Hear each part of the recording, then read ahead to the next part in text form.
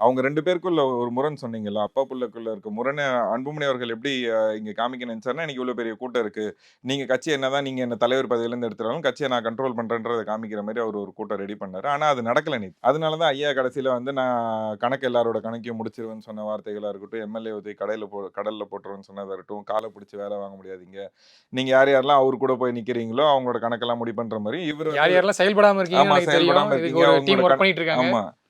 டீமா நீங்க எல்லாம் கூட்டணியா உள்ள சேர்றீங்க அப்படின்றது தான் ஐயா வந்து அங்க விமர்சிச்சாரு. முழுக்க முழுக்க அன்புமணி அவர்கள தான் விமர்சிச்சாரு ஐயா. அவர கண்டிச்சு பேசினது தான் அந்த மேடையில நாங்க பார்த்தோம். இதுக்கு எதுக்கு ஒரு மாநாடுன்னு தான் நான் கேட்கிறேன். இந்த இந்த விஷயத்த நீங்க 2 பேரும் ஒரு ஆலோசனை கூட்டம் மாரி போட்டு உங்க கட்சி நிர்வாகிகளோட ஒரு க்ளோஸ் டோர் மீட்டிங் மாரியே பண்ணியிருந்திருக்கலாமே.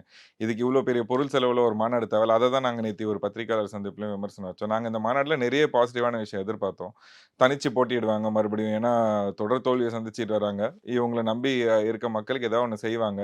வன்னியர் கல்வி அறக்கட்டளைய இலவச கல்வி அறக்கட்டளையா மாத்துவாங்க. அங்க படிக்கிற இளைஞர்களுக்கு கல்விய இலவசமா குடுப்பாங்கன்னு பார்த்தோம். அந்த மாரி எந்த நிகழ்வும் நடக்கல. ஸோ இந்த மாரி அறிவிப்புகள வரும் நீங்க எதிர்பார்த்துட்டு நாங்க இருந்தீங்க. ரொம்ப எதிர்பார்த்திருந்தோம். ஏன்னா இப்ப தொடர் விமர்சனமா இது இருக்கு. அந்த கல்வி அறக்கட்டளை பத்தியான விமர்சனம் இருக்கு. இவங்களோட கூட்டணிய பத்தியான விமர்சனம்